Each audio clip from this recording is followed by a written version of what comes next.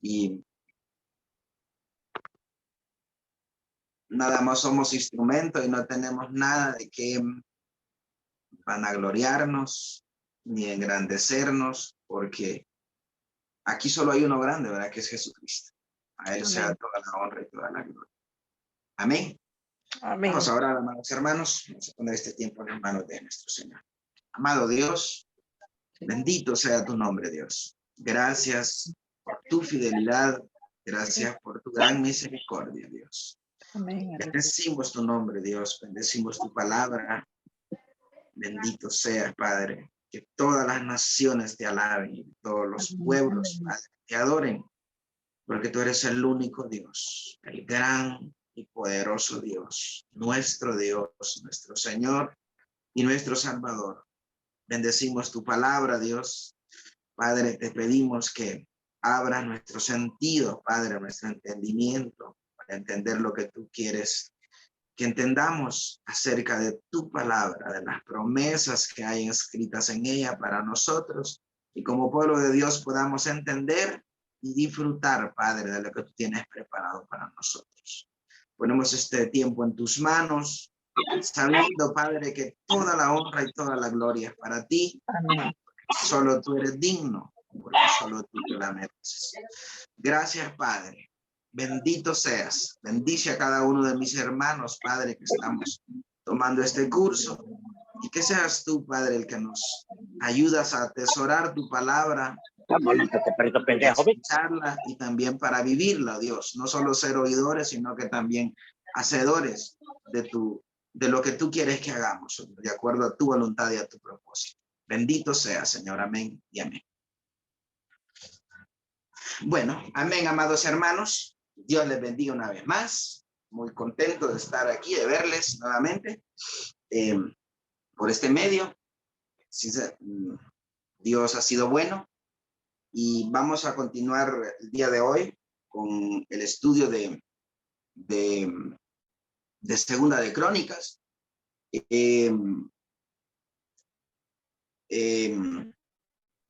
A manera de introducción, el segundo libro de Crónicas, hermanos, está compuesto por 36 capítulos y 822 versículos.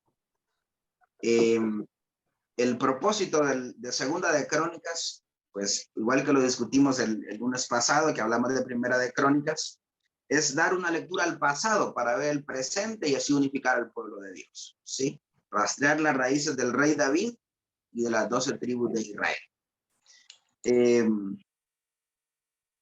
Enseñar a aquellos que regresaron a Israel después del exilio la verdadera adoración a Jehová, y que esa adoración a Dios debe ser el centro de la vida en general del pueblo y como nación, como pueblo de Dios, y también de manera individual de cada individuo, ¿verdad? Que forma parte de ese pueblo, de centrar la adoración a Dios y el respeto a las leyes dadas por él a través de Moisés. En una sola frase pudiéramos resumir Segunda de Crónicas, diríamos reyes de Judá, ¿sí? En eso se resume se resume el Segunda de Crónicas en una sola palabra.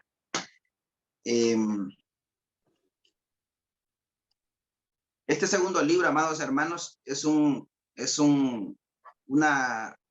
compendio del devenir de los reyes del reino del sur, o sea, de Judá, es decir, de la tribu de Judá y de Benjamín, ¿verdad?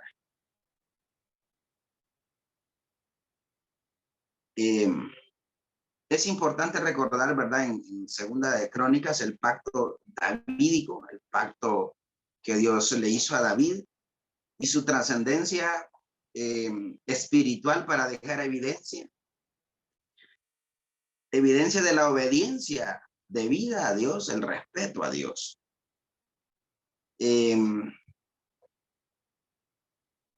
Segunda de Crónicas recorre el periodo entre la muerte de David, el reinado de Salomón, los demás reyes que precedieron a Salomón, hasta el retorno de Babilonia en el año 538 aproximadamente antes de Jesucristo, antes de Cristo. Como bien hablamos en la primera clase, el libro de Crónicas no tiene un autor definido por algunos comentarios, por la lingüística y por la composición literaria del texto del libro. Se cree que fue Esdras quien escribió este libro, ¿verdad? Vamos a ver, amados hermanos, el día de hoy, el libro de Segunda de Crónicas lo vamos a ver en tres partes. La primera es el reino de Salomón, que abarca desde los capítulos 1 al 9. La segunda es el reinado del resto de los reyes de Judá, que abarca desde el capítulo 10 hasta el 36, inicios del 36.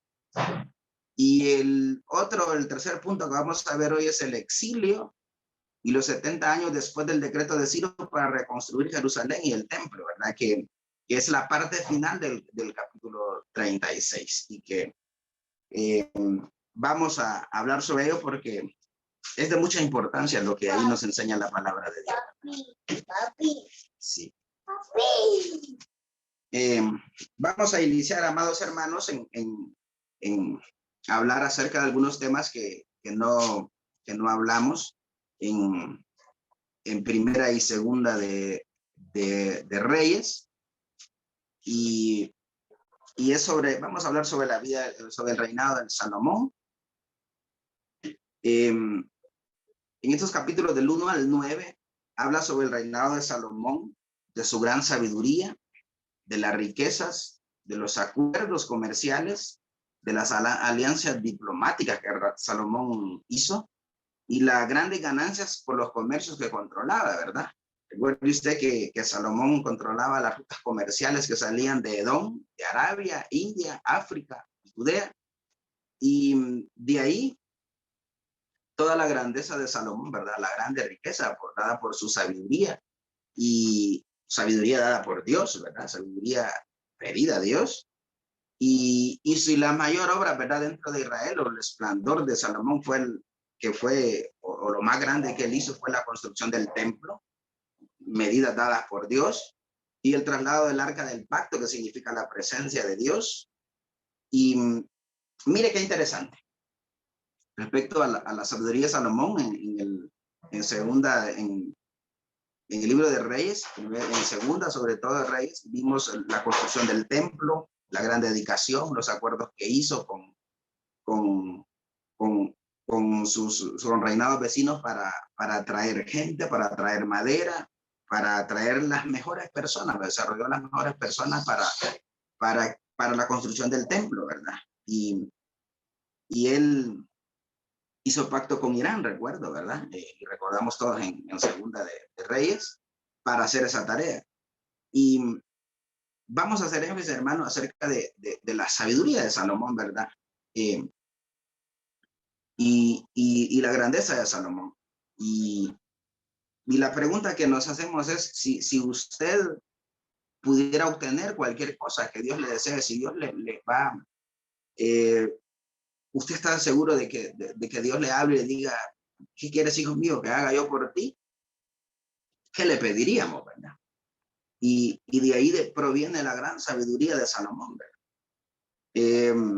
Tal vez alguna gente hoy en día, o igual en aquel día de los días de Salomón, pediría una gran fortuna, una salud perfecta para uno, para su familiar. Imagínese alguien que esté atravesando por un familiar con un proceso difícil, ¿verdad? Una enfermedad, pues, incurable para los médicos, aunque todo es posible para Dios, ¿verdad? El poder sobre eso, sobre la vida, sobre la muerte, tantas cosas que pudiéramos pedir, ¿verdad? Y es increíble pensar, ¿verdad? Que Dios le hizo esa oferta a Salomón, que Dios le dijo a Salomón, ¿qué quieres que haga por ti? ¿Verdad? Sí, y que Salomón no eligió ninguna de esas cosas que hemos enumerado, ni fama, ni riqueza. ni poder sobre la muerte o sobre sus enemigos, que era el gran problema que tenía Israel, ¿verdad? Antes del reinado de Salomón, con el reinado de David, que eran las guerras y que todo el mundo quería hacerle frente a Israel, ¿verdad? Y Salomón lo que pidió fue sabiduría. Sabiduría y conocimiento, ¿para qué? Para completar la obra que Dios le había asignado y que la dirigiera al pueblo, ¿verdad?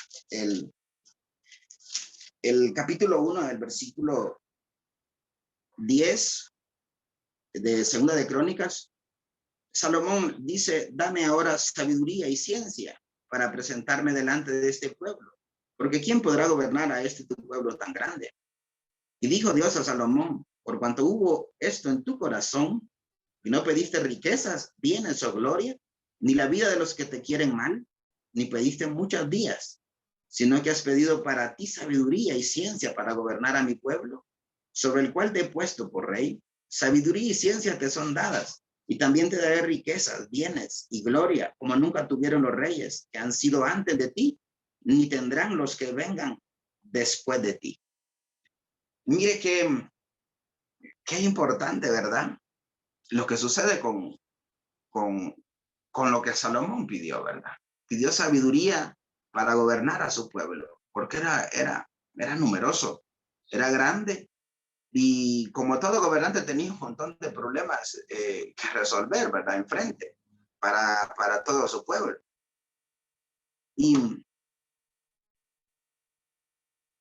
la lección, ¿verdad? Que nosotros, o que Dios nos da a través de, de esta palabra y de estos capítulos que hablan acerca del reinado de Salomón, es que Dios nos ha dado a cada uno de nosotros una comisión para cumplir.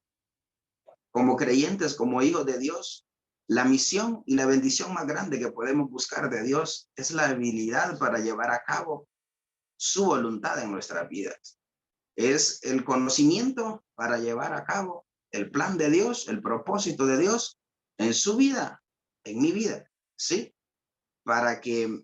Para que la gloria sea para Dios, ¿verdad? Y para ello necesitamos, ¿verdad? Sabiduría de Dios. Necesitamos sabiduría de lo alto para discernir la voluntad de Dios, así como para la comprensión y el conocimiento de lo que, no de lo que yo quiero, de lo que usted quiere, sino de lo que Dios quiere que nosotros hagamos, o de para lo que Dios quiere, o en lo que Dios quiere que nosotros le sirvamos, ¿verdad? Y a fin de motivarnos, ¿para qué? Para ser como Cristo, tanto en hechos como en actitud, y convertirnos así no solo en oidores de la palabra de Dios, sino en hacedores de la palabra de Dios, hacedores de la palabra y de la voluntad de Dios. Es lo que yo les quería compartir acerca, ¿verdad? De lo que no habíamos compartido del reinado de Salomón.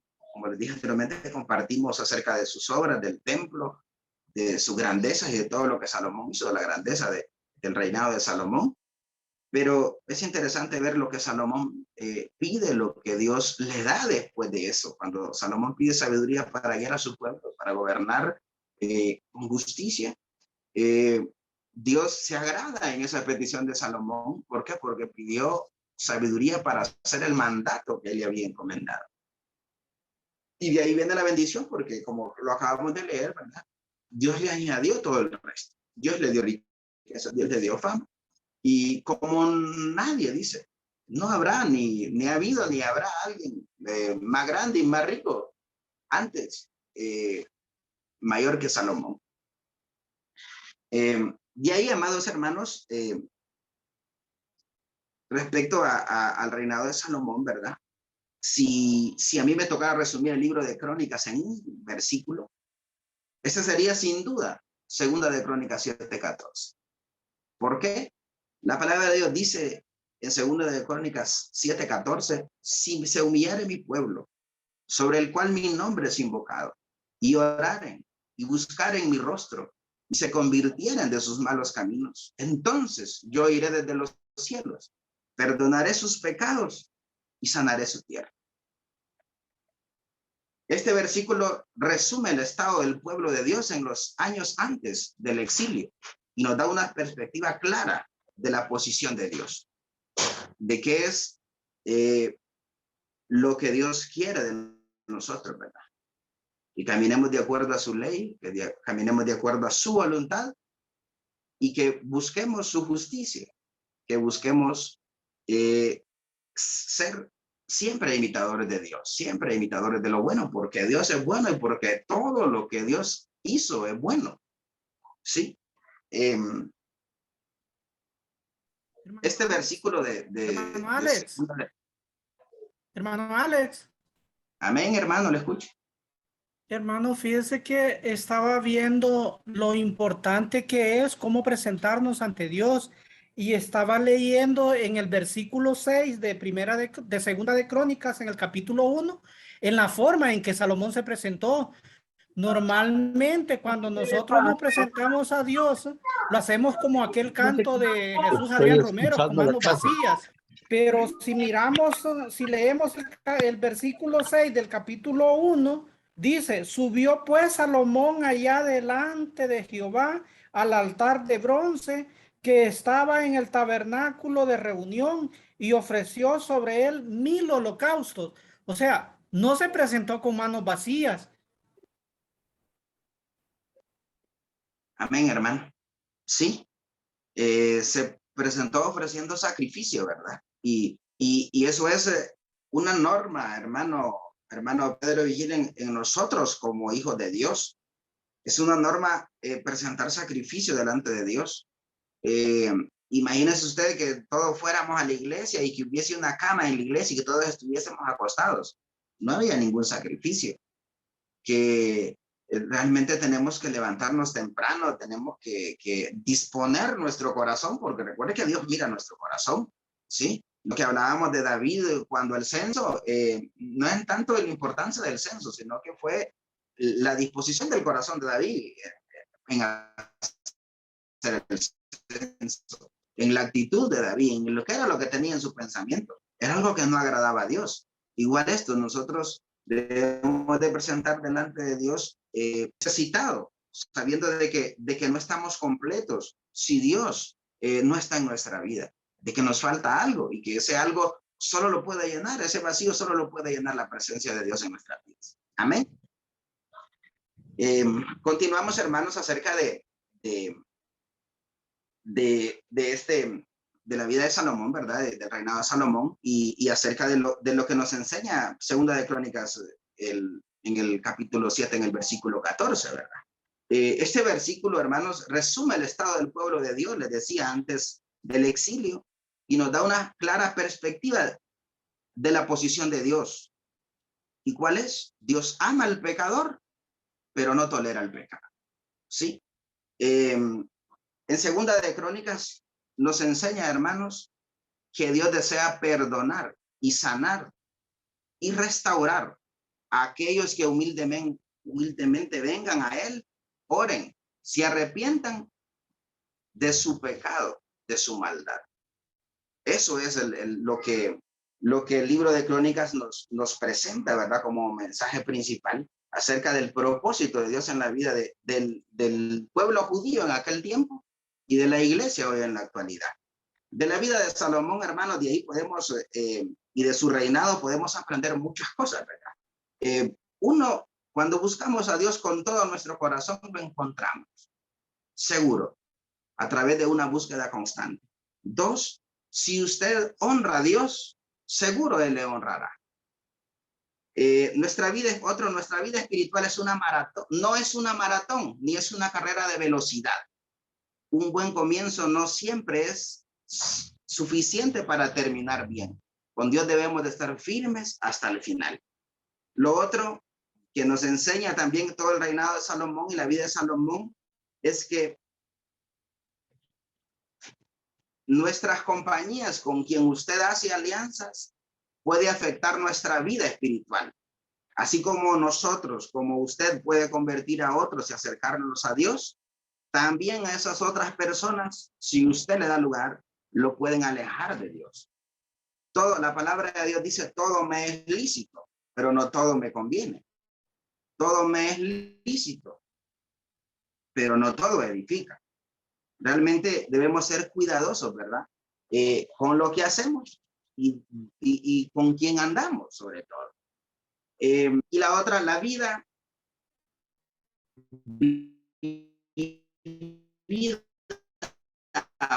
aparte de Dios no tendrá sentido independientemente de los placeres, como le llama el mundo, porque la mayor abundancia de riqueza, para nosotros los que hemos conocido sabemos que está en Dios. Sabemos que la riqueza, que la abundancia en Dios trae paz. En cambio, la que del mundo trae problemas. ¿Sí? Entonces, aprendemos eso, ¿verdad? Del reinado de Salomón. Después, amados hermanos, del capítulo 10 hasta el capítulo 36, resalta los reinados de los reyes de Judá, como bien lo decía anteriormente, que si resumíamos en una sola palabra, segunda de Crónicas, diríamos reyes de Judá. Entonces, del capítulo 10 al 36 habla de lo que habíamos hablado acerca de los reinados en segunda de Reyes, ¿verdad? Donde la gran mayoría de reyes no hizo lo bueno delante de los ojos de Jehová. De hecho, la palabra de Dios es muy poco lo que habla de ellos. Simplemente dice que no hizo lo bueno delante de los ojos de Dios y que se apartó de las leyes dadas por Moisés, del decreto de David. Y así es rescatable, ¿verdad? Algunos reyes y sobresalen el rey Ezequías, ¿verdad? Que hizo lo recto delante de Dios y sus reformas. Cómo Dios libró al rey Ezequías de Sennacherib, rey asirio, que lo vimos en Segunda de Reyes. Y en el capítulo 34 habla del rey Josías, ¿verdad? Hablamos de que lo compartimos en Segunda de Reyes acerca del hallazgo del libro de la ley, de la importancia de que el pueblo haya encontrado la ley, que el pueblo haya encontrado los decretos que habían sido dados por Dios a Moisés y Moisés trasladados al pueblo. La celebración de la Pascua, que lo vimos. Eso es lo más retratable, ¿verdad? Y la enseñanza que nos deja este segundo libro de Crónicas. Y nos vamos a centrar, para no repetir lo que ya hablamos en Segunda de Reyes, nos vamos a centrar en el capítulo 36, ¿verdad? Un capítulo de gran importancia. ¿Por qué? Porque recoge el decreto de Ciro y la vuelta del exilio en Babilonia para reconstruir Jerusalén y el templo, sobre todo. En el capítulo 36, mis amados hermanos,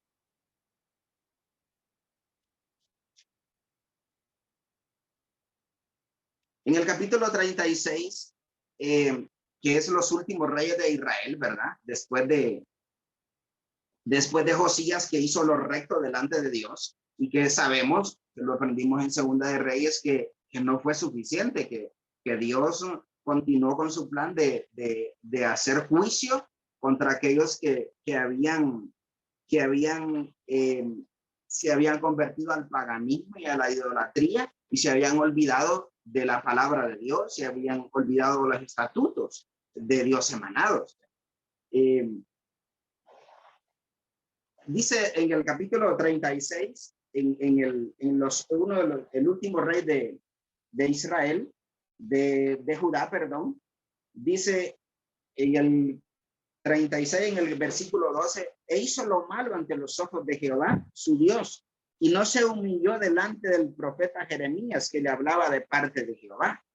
Y el 16 dice, mas ellos hacían escarnio de los mensajeros de Dios y menospreciaban sus palabras, burlándose de sus profetas, hasta que subió la ira de Jehová contra su pueblo y no hubo ya remedio. Amén, hermanos. La palabra es clara y nos dice aquí, ¿verdad? Que en el reinado del rey Sedequías, que hizo lo malo delante de Dios y que no hubo más remedio, dice en el versículo 16, que no hubo más remedio que Dios decir, viene el juicio contra Judá, porque no buscaban a Dios, porque se apartaban de la ley dada por Dios y porque no buscaban en ninguna manera honrar a Dios. ¿Sí? Y dice que más ellos hacían los mensajeros de Dios. Entonces, 20.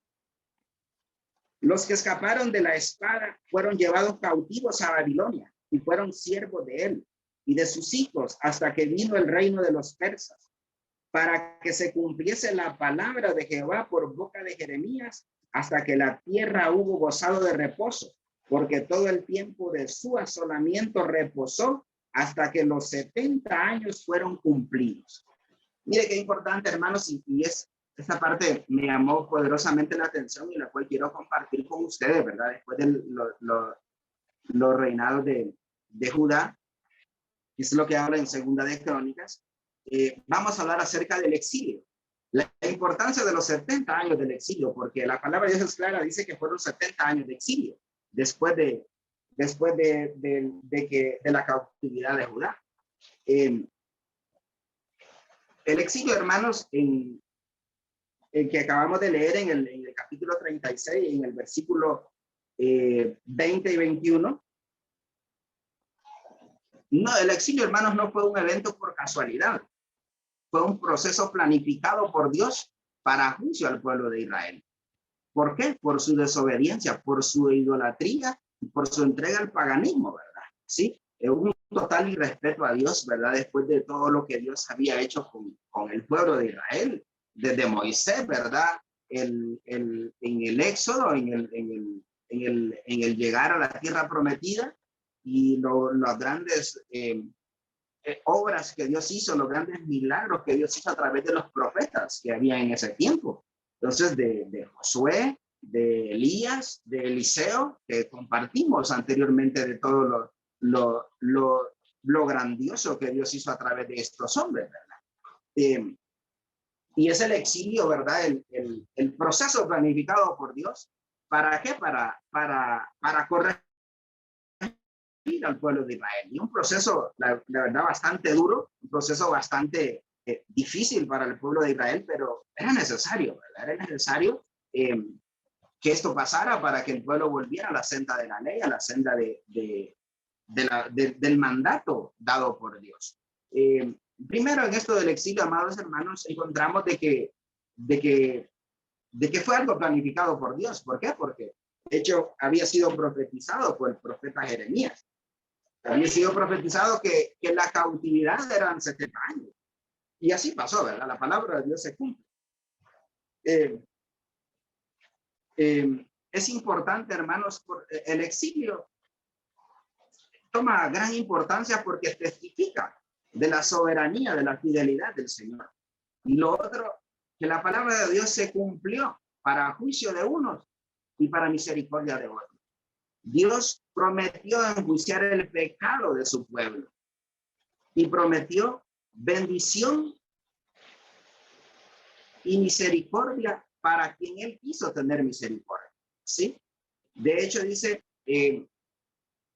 Dios en su plan perfecto se encargó de que nadie quedara impune de los que le hicieron daño a la nación de Israel. Dios usó a un imperio porque caía uno y iniciaba otro más grande y lo tomaba lo conquistaba y desaparecían, ¿verdad? Y así pasó, la verdad, durante todo este tiempo. Dios usó a Babilonia, en este caso del exilio, como un instrumento de juicio contra Siria y contra Egipto, que eran los que habían destruido Jerusalén y los que habían conquistado y atemorizaban al pueblo de Israel. Es por eso que podemos decir, amados hermanos, que el exilio es un evento muy importante. ¿Por qué? Porque marca un hito en la historia de la redención de Israel. Pasó de ser una nación con un gobierno teocrático, donde quien administraba y quien no era nombrado en nombre de Dios, ¿sí? A un reino espiritual disperso y unido por la fe durante todos esos 70 años de exilio que estaban en Babilonia, estaban en una nación extraña, en una tierra extraña, y así vivieron dispersos, pero unidos espiritualmente por la fe, por los que guardaban la ley en la mente, por los que tenían en su corazón el deseo de hacer las cosas bien, el deseo de que también tenían el conocimiento de que aquel pueblo había sido destruido y había llegado a tal estado, producto de la desobediencia, producto de no seguir el mandato de Dios. Recuerde que durante el exilio en Babilonia no había templo, no habían sacrificios expiatorios, no habían sacerdotes. ¿Y cuál era la tarea día a día de cada judío, de cada fiel seguidor de Dios en ese tiempo? Debía ser fiel al Señor, guardar la fe en medio de una sociedad babilónica. Imagínense Babilonia, donde estaba el pecado, donde estaba todo alejado, totalmente divorciada de las leyes ceremoniales, totalmente alejada de las leyes espirituales de Israel, totalmente alejada de la ley dada por Dios a Moisés y Moisés trasladada al pueblo. Y surge gran importancia, amados hermanos, el exilio, ¿verdad? Del que habla este capítulo 36 en el versículo 20 y 21. ¿Por qué? Porque de ahí surgieron, producto de que estaban exiliados, de ahí surgen las sinagogas. Las sinagogas eran lugares de reunión donde los creyentes leían la ley dada por Moisés, la Torá, meditaban, oraban, cantaban al Señor y clamaban por justicia por lo que estaban pasando.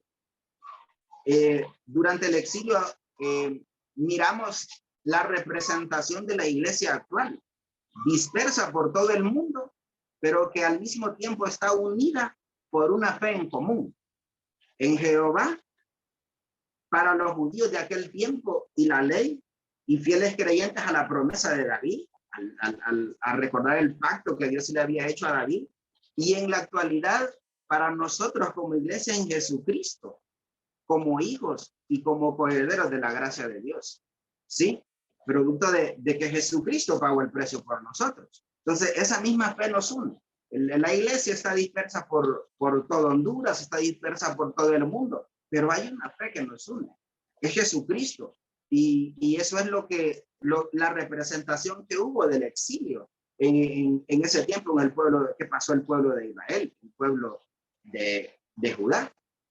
Realmente nosotros estamos en lo mismo, ¿verdad? Estamos dispersos, pero estamos unidos en una fe. Usted está ahí donde usted esté, en el Alto de en Medio, en la Kennedy, en Altos de Santa Rosa, donde esté usted, pero estamos unidos, estamos pensando y aprendiendo de la palabra de Dios. ¿Por qué? Porque nos une esta fe, nos une este propósito que Dios quiere que nosotros sepamos, quiere que sepamos su palabra y el por qué, de cuál es el mensaje que Dios quiere darnos a través de su palabra. De ahí, del exilio, amados hermanos, podemos derivar que nuestro llamado como creyentes en la Babilonia que hoy vivimos, porque vivimos en un mundo contaminado, en un mundo alejado de las cosas de Dios, que a lo bueno le llama malo y a lo malo le llama bueno, y donde nos toca integrarnos. Usted no puede ir a pedir trabajo y decir, yo quiero que aquí sean cristianos. Pues es muy difícil que encuentre un trabajo así, ¿verdad? Pero en el trabajo usted sí puede demostrar y usted sí puede dar frutos de que usted es cristiano. Yo sí puedo decir, si usted con su actuar, con su forma de hablar, con la música que escucha, si puede escuchar música en su trabajo, demostrar es cristiano. Le digo porque me ha pasado, de hecho he llegado a mi oficina y me encuentra escuchando música, alabanzas, y me dice, ¿usted es cristiano? Sí, yo soy cristiano. Y empezamos a hablar de Dios y qué bueno. Y en cierto sentido, dígame usted, si no da confianza saber, usted llegar a alguien que es cristiano, uno de un cristiano se espera lo mejor. Igual que uno espera lo mejor, como cristiano de uno, esperan lo mejor de uno también, como hijo de Dios. ¿Y por qué? Porque conforme a cada don en nosotros, depositado por Dios, Dios nos llama a ser luz y sal en medio de este mundo babilónico, en medio de este mundo que nos rodea lleno de tinieblas y de perversión. A eso estamos llamados. Jesucristo nos enseñaba eso en Mateo 5, del 13 al 16, que nosotros somos la sal y que somos la luz del mundo. ¿Por qué? Porque debemos de establecer la diferencia. Y eso fue lo que pasó en el tiempo del exilio. En el tiempo del exilio, los que creían fervientemente en la ley dada por Moisés y por Dios, ellos guardaron la ley y se guardaron de no caer en todo lo que había en Babilonia. Se guardaron de no hacer lo que hacían los babilonios, de no adorar las imágenes que adoraban, ¿sí? Sino de adorar a Dios. ¿Y después de qué? Después de un largo proceso, de un duro proceso que pasó, que fue la destrucción total del reino de Israel. Porque así pasó, ¿verdad? Nabucodonosor, cuando fue, destruyó el templo de Salomón y destruyó Jerusalén. De hecho, fue quemada, ¿verdad? Entonces, eso es lo que a nosotros nos deja la enseñanza del exilio del pueblo judío. Y por último, es importante, el exilio nos recuerda la fidelidad, la misericordia de Dios y que Él reina sobre todas las naciones y sobre todos los reinos. ¿Por qué? Los reinos de este mundo trascienden, nacen y desaparecen. ¿Cuántos han pasado, verdad? ¿Cuántas culturas han habido y ya no están? Y así pasó, miren, en el tiempo de Israel. Primero los persas, después los babilónicos y después miramos los medos y los persas que se unieron y fueron conquistados unos por otros, y después asirios, Egipto, Babilonia, Grecia, Roma, y así fueron imperios que tuvieron su apogeo, ¿verdad? Pero, y si hablamos de culturas, hablamos de los mayas, hablamos de los aztecas, de los incas más cercanos aquí, pero ya no están. Tuvieron su gloria, tuvieron su esplendor y ya no están. Todos ellos fueron imperios poderosos, todos ellos fueron culturas que dejaron obras que ahí están todavía, pero dejaron de ser. Y mire qué importante, la palabra del Señor permanece para siempre, ¿sí? Y a veces nuestro corazón desfallece y se preocupa cuando vemos la agenda anticristiana que hay hoy en día. Ahí tenemos el movimiento lésbico gay, ahí tenemos algo de la inclusión, donde ahora no se llama él ni ella, sino que ella, pues no sé, ¿verdad? Pero realmente Dios tiene un propósito y Dios nos ha llamado a nosotros en este tiempo, en medio de la Babilonia que vivimos en este tiempo, a guardar su palabra, ¿sí? A hacer luz, a hacer sal en medio de las tinieblas, ¿sí? A demostrar de que hay algo diferente en nosotros. ¿Por qué? No es nosotros, no soy yo, no es usted. Realmente es la palabra de Dios que ha hecho en nosotros. Es el Espíritu Santo, es Dios que nos ha cambiado, es Dios que nos ha dado una mentalidad de reino, una mentalidad celestial. Realmente la palabra de Dios permanece en nuestros corazones y es viva, es eficaz, es útil para tantas cosas, ¿sí?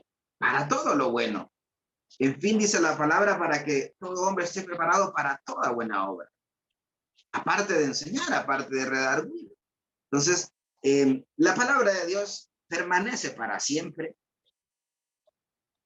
Y en este caso, el exilio, como bien hemos dicho, no ha sido un accidente. Ha sido un proceso usado por Dios para tratar con su pueblo, para volverlo a su plan original y a la ley dada por medio de Moisés. La palabra de Dios, hermanos, siempre ha permanecido.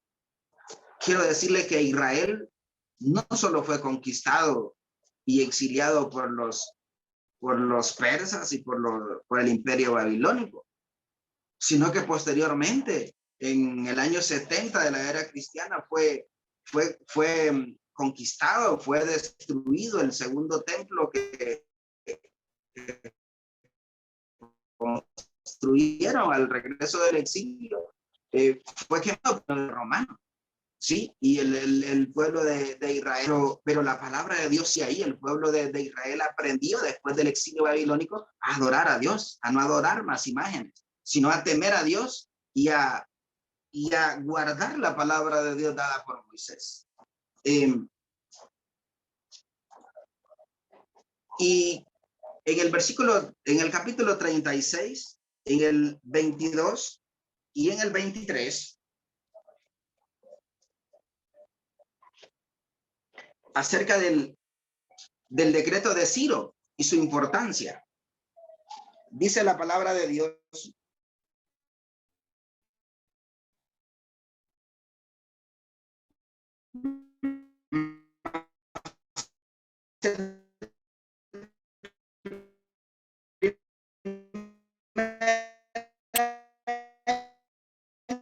de Ciro, rey de Persia,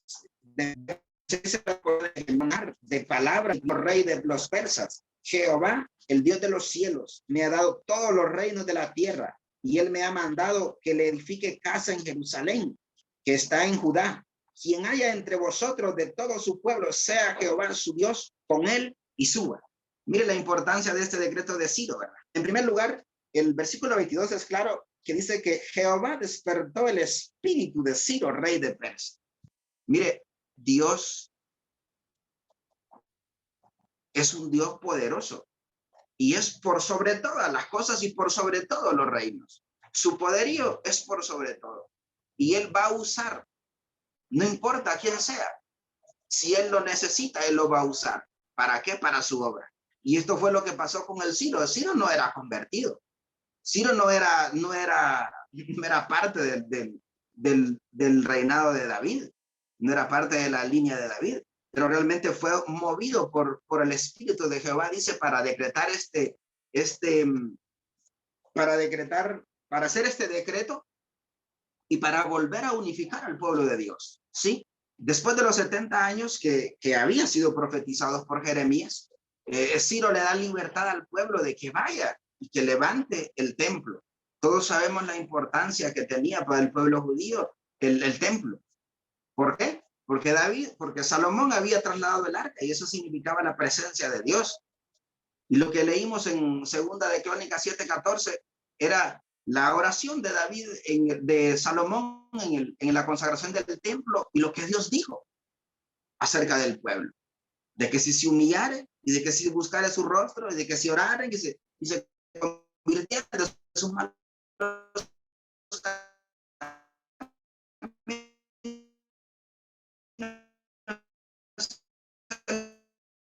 perdonaría y él sanaría su tierra para hacer el propósito que él quería con el pueblo de Dios, ¿verdad? Y era la reconstrucción, la unificación del pueblo de Dios. ¿Y para qué? Para que retornara a su tierra. Ciro, es más, este decreto permitía el retorno y les dio protección, les dio dinero, les dijo, lleven oro, lo que se había llevado Nabucodonosor cuando había quemado y conquistado el reino de Judá. Ciro les dio la oportunidad que se fueran y se lo llevaran, pero no porque él quiso, sino por mandato de Dios, ¿verdad? Porque era un instrumento de Dios. En ese momento Dios lo estaba usando para eso. Cuando nos enfrentemos a situaciones difíciles y nos sintamos rodeados, abrumados y dominados, recordemos que el poder de Dios no está limitado a nuestros recursos. Él puede usar a cualquiera para cumplir sus planes. Esto fue lo que pasó, ¿verdad? Con el rey de Ciro. Dios lo usó para cumplir sus planes y para llevar a cabo el propósito y lo que él había trazado para el pueblo de Dios. Al final, amados hermanos, este libro de Crónicas es un libro que nos lleva a preguntarnos: ¿quién es mi modelo de vida? ¿Sí? ¿A quién estoy imitando? Siguiendo. ¿Quién es mi referente? Indudablemente que nuestro referente debe ser Jesucristo. ¿Sí? Porque pudiéramos decir, yo puedo evitar al líder, mi referente es el líder, y está bien, pero no va a encontrar perfección en él. Todos tenemos errores, todos le fallamos a Dios. Si la palabra de Dios dice que todos pecamos y que estamos destituidos de la gloria de Dios, ¿sí? Así de que nuestro referente más alto debe ser Jesucristo. Nosotros solo somos un instrumento, solo somos personas que hemos creído en el mensaje de salvación y el mensaje de transformación que la palabra de Dios ha hecho en nosotros. ¿Sí? Otra pregunta es, ¿estoy obedeciendo a Dios? ¿Sigo su modelo establecido en la palabra? ¿O estoy viviendo a mi manera, verdad? Muchas de las cosas del pueblo de Israel, lo que pasó el pueblo de Israel, lo que pasó en los reinados de Israel, cuando cayeron en sus propias concupiscencias, pasó eso, estaban siguiendo su propio modelo, estaban siguiendo su propia imaginación acerca de lo que era servir a Dios, ¿sí? Y llegaron a convertirse en idólatras y a servir a dioses paganos, ¿sí? Y otra pregunta, ¿es mi obediencia solo teórica o realmente obedezco en la práctica, en el día a día y en cada aspecto de nuestra vida? La verdad que como cristianos, amados hermanos, estamos llamados a seguir el modelo divino, a seguir el modelo de Dios, ¿sí? Uno de los grandes hombres que la Biblia nos habla, ¿verdad? Y con un gran ministerio, el apóstol Pablo, eh, tenía el atrevimiento de decir, ser imitadores de mí, pero al mismo tiempo con una tremenda coma, como yo de Cristo, ¿sí? Eh, realmente eh, algo, algo bastante poderoso lo que decía Pablo, pero al mismo tiempo hacía la aclaración, sed imitador de mí, pero porque yo imito a Cristo, ¿verdad? ¿Sí? Y eso es lo que debemos de hacer nosotros. Debemos de imitar a Cristo, hermanos, ¿sí? Eh, ¿Por qué? Porque tal vez lo que nosotros hagamos no es suficiente. Dios conoce nuestras debilidades, Dios conoce nuestra situación y, y invitar a Cristo debe ser un modelo de vida, ¿verdad? Seguir a Dios, buscar de la presencia de Dios y no apartarnos de su ley, aparte de que es un modelo de vida que nos lleva al éxito, ¿sí? Que nos lleva a la reconstrucción, que nos lleva a cambiar las cosas para bien, porque no siempre todo cambio es para bien, ¿sí? Hay cambios que son para mal. Y, y eso era lo que pasó al pueblo de Israel en el tiempo de los reyes de Judá, ¿verdad? Uno hacía el bien, intentaba levantar al pueblo de Dios, pero venía otro rey y se olvidaba de eso y empezaba a hacer caer al pueblo y él en cosas fuera de la ley, fuera de lo que Dios había emanado.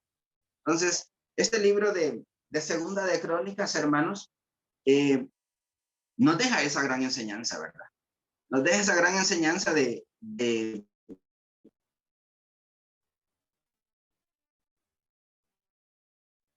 que, de que aprendamos que alejados de Dios nada podemos hacer. Amén.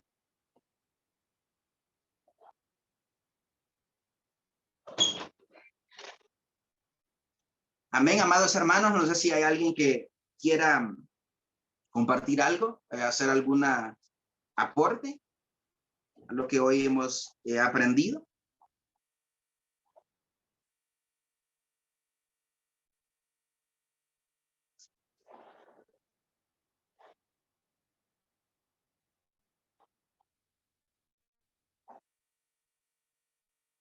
Hola.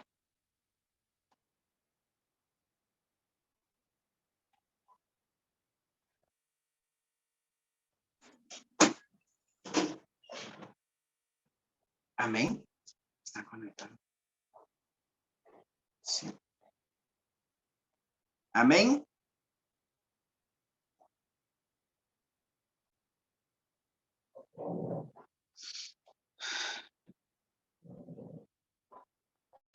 Amén, amados hermanos.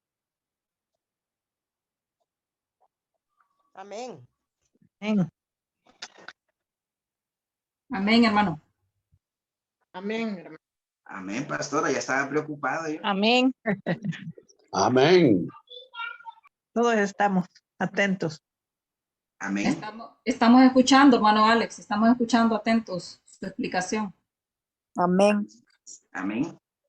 ¿Alguien tiene algún aporte? Así es, hermano.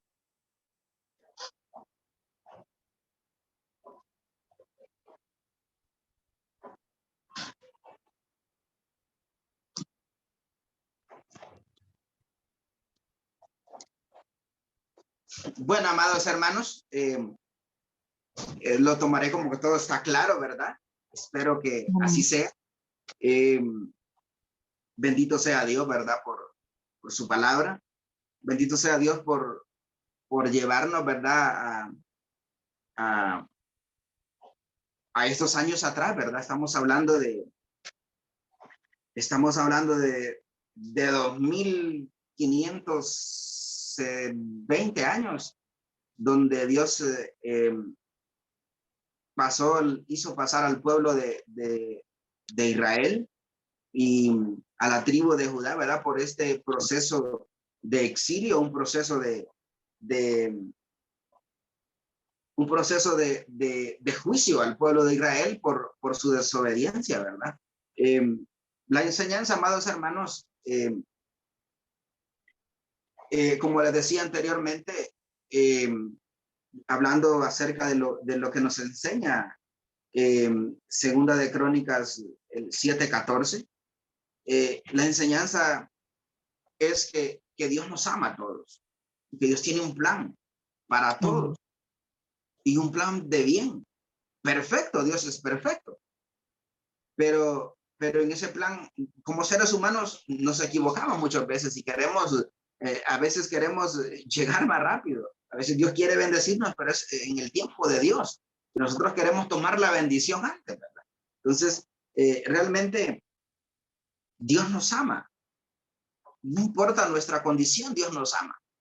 Pero no pretendamos que Dios quiera nuestro pecado. ¿Sí? Dios no tolera el pecado. Y eso fue lo que pasó con el pueblo de Israel, ¿verdad? Dios una y otra vez y una oportunidad. Imagínense que aprendimos en Segunda de Reyes que el pueblo de Israel, después de Salomón y la división del reino, tuvieron 20 reinos cada uno. Y fueron poquísimos los que hicieron el bien delante de Dios, los que anduvieron correctamente. Pero Dios, una oportunidad más, una oportunidad más. Cuando nosotros leemos lo que pasó en esta última de Reyes y en la parte final también de los libros, de los capítulos de Segunda de Crónicas, del reinado de Josías, un hombre quien no se apartó ni a la derecha ni a la izquierda de los estatutos que Dios había dado, pero dice que no hubo más remedio, no fue suficiente. O sea, el pueblo había pecado tanto, había ofendido tanto a Dios, que no hubo más remedio que mandarlo al exilio y no para que muriera, para un proceso de purificación, para un proceso de enderezarlo hacia el camino que Dios había preparado.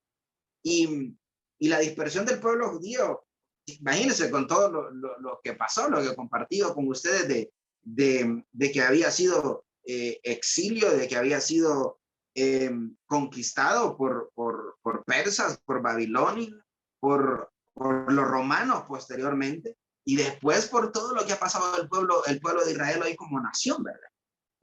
Y que ahora son temerosos de Dios, aprendieron a adorar a Baal, porque la palabra de Dios dice, y algunos estudios relatan que después del exilio no hubo más adoración a Baal.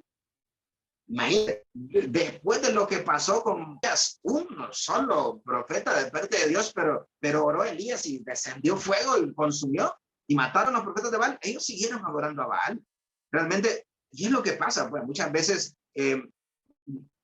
venimos a Cristo y hay personas que continúan pecando deliberadamente. Realmente Dios no quiere eso. Dios quiere que realmente sea un cambio de verdad en nuestra vida, que tengamos un modelo como modelo a Jesucristo a seguir. Porque es cierto que no somos perfectos y que necesitamos a Jesucristo. Necesitamos la sangre redentora del Cordero para que limpie nuestro pecado. Pero debemos de procurar andar siempre en ese camino, hacer el bien, hacer de acuerdo a lo que Dios quiere. Como hijos de Dios, hagamos. Recuerde que usted somos representantes de Jesucristo. Que usted y yo somos, imagínense, nosotros somos, y un diplomático cuando se presenta y presenta sus cartas credenciales ante una gobierno de la forma más impecable, ¿verdad? Y con los mejores principios, porque representa una nación. Usted y yo representamos al pueblo de Dios. Hermano, Representamos a la nación celestial. Estamos en medio de Babilonia. Estamos en un mundo lleno de pecados. A nuestro alrededor hay tantas cosas que se mueven, hay tantas cosas que miramos y que no podemos hacerlo los ciegos para no ver eso. Pero realmente nosotros debemos de hacer la diferencia en este mundo. Amén, amados hermanos. amén, hermano, Esta es la enseñanza, hermano, la enseñanza que hemos podido extraer del libro de Segunda de Crónicas, ¿verdad? Ya hermano Pedro Vigil, le doy chance, extraer del libro de Crónicas de lo que no vimos en lo que fue Segunda de Reyes, pero es un mensaje que tuvo que pasar para volver al plan original que Dios había trazado. Hermano Pedro. sí, concerniente a, bueno, nosotros sabemos el evento que pasó con la vida de Salomón, ¿verdad? Antes de empezar a gobernar, que él pidió sabiduría a Dios. Y uno de los eventos que marca el tipo de rey que iba a ser Salomón fue el caso del niño, ¿verdad? Con las dos mujeres. Cuando sucede eso y el pueblo que estaba allí y vio cómo manejó el caso Salomón, ellos dijeron, este va a ser un gran rey, un rey poderoso, pues. Yo creo que eso también debe de medir nuestro carácter, pues, porque si yo ando haciendo cosas, de repente ante los demás, vaya, el comportamiento mío en la iglesia, si mi comportamiento es algo dudoso o estoy haciendo algo y luego en la iglesia me comporto de una manera, también dice mi carácter. Y de esa manera, aunque yo no haga las cosas, pero estoy haciendo que los demás hermanos estén pecando por la forma en que yo estoy actuando fuera de la iglesia. Amén, hermano Pedro, sí. Compartimos acerca, ¿verdad? De lo que podemos aprender de la vida y del reinado del rey Salomón. Y uno de los puntos que compartí con ustedes es que Dios honra a los que le honran, ¿sí? Que a Dios, el que lo busca lo encuentra, ¿sí? Porque Dios no está, ni está de espaldas, ni es sordo. Realmente Dios está atento a nuestro clamor, a nuestra oración, ¿sí? Y por eso necesitamos una búsqueda constante, ¿verdad? Una búsqueda de todo nuestro corazón a Dios y que Dios transforme, que Dios moldee nuestro carácter, ¿verdad? A su imagen y a su semejanza. Amén. Muy buena aportación, hermano Pedro.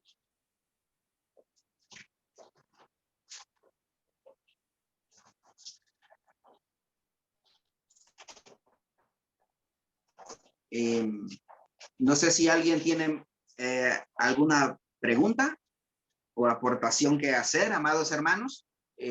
Por mí hemos cumplido el tiempo y hemos compartido pues la palabra de Dios, ¿verdad? Acerca de esto tan importante, ¿verdad? Que fue para el pueblo judío y que es vivo, continúa cobrando vida para nosotros como iglesia, como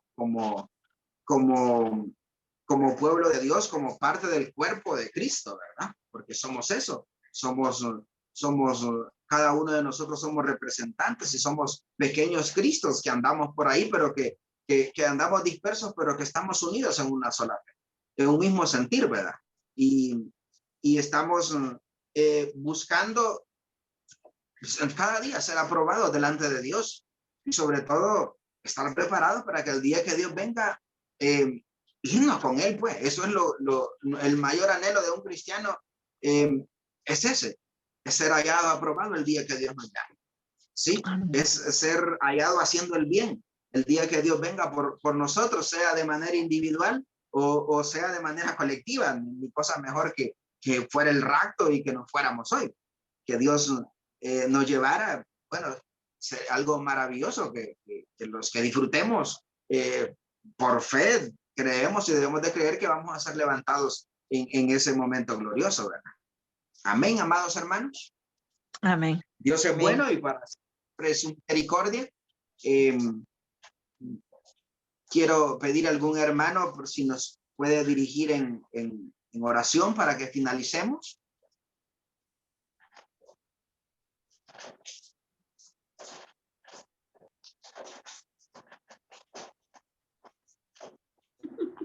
Amén. Amén. Amado Padre que estás en los cielos, venimos delante de tu presencia, Señor, dándote la honra y la gloria porque solo tú te la mereces, Señor. Gracias, Padre, porque nos tienes aquí, Señor, este grupo aprendiendo cada día más de tu palabra, Señor. Escuchando es como viene, Señor, la fe y aprendemos cada día más de tu palabra, Señor. Enséñanos, Señor, a oír, a saber escuchar, Señor, lo que tú nos quieres decir, Señor, mediante tu palabra, Señor. Gracias por todo, Señor, porque estamos aquí para aprender más y más de tu palabra y que no la tengamos ahí solo dentro de nosotros, sino que la podamos compartir con los demás hermanos o con las personas que no te conocen, Señor. Gracias, Padre. Bendecimos la vida de todos los hermanos y bendecimos la vida de Alex, Señor, que tú lo sigas dando, Señor, ese conocimiento y sabiduría como le diste a Salomón, Señor, que podamos pedir siempre, porque dice tu palabra que el que está falto de sabiduría, la pida a ti, Señor. Y esta noche y todo, Señor bendito, lo ponemos en tus manos, sabiendo que tú, Señor, nos ayudará siempre a estar, Señor, atento a lo que tú nos quieres decir. Bendice a nuestros pastores, Señor. Bendice a todos los que está este hermoso grupo, Señor, que siempre está atento, Señor, a acudir, Señor, a escuchar la palabra, porque sabemos, Señor, tiempos difíciles y este es el tiempo oportuno para poder aprender más y más de tu palabra, Señor, porque llegarán esos tiempos donde sentiremos sed de oír tu palabra y no podremos oírla, Señor, pero estamos a tiempo. Gracias, Señor, porque solo tú eres el único que nos puedes dar y tener y darnos esa misericordia, Señor bendito. En el nombre de Jesús, bendecimos a todos, Señor, y bendecimos tu nombre, que es lo más grande que hay, Señor. Y que podamos, Señor, pasar una buena noche y vernos el próximo lunes, Señor bendito, para poder seguir aprendiendo más y más. Bendícenos, Señor, y en el nombre poderoso de Jesús, decimos amén y amén. Amén. Amén. Gracias, amada hermana. Damos gracias a Dios, hermanos, por este tiempo. Continuamos, ¿verdad? El próximo lunes. Vamos a iniciar con el libro de Esdras. Vamos a iniciar con la parte final que hoy hablamos, que es el decreto de Ciro, ¿verdad? Que este es el inicio en el capítulo 1 del libro de Esdras y vamos a descubrir el próximo lunes que Dios nos quiere enseñar, ¿verdad? A través de su bendita palabra. Dios les bendiga, Dios les guarde, que Dios guarde su vida, sus sueños y hasta el próximo lunes. Bendiciones. Amén. Buenas noches. Buenas noches. Bendiciones. Bendiciones para todos. Amén. Amén. Amén.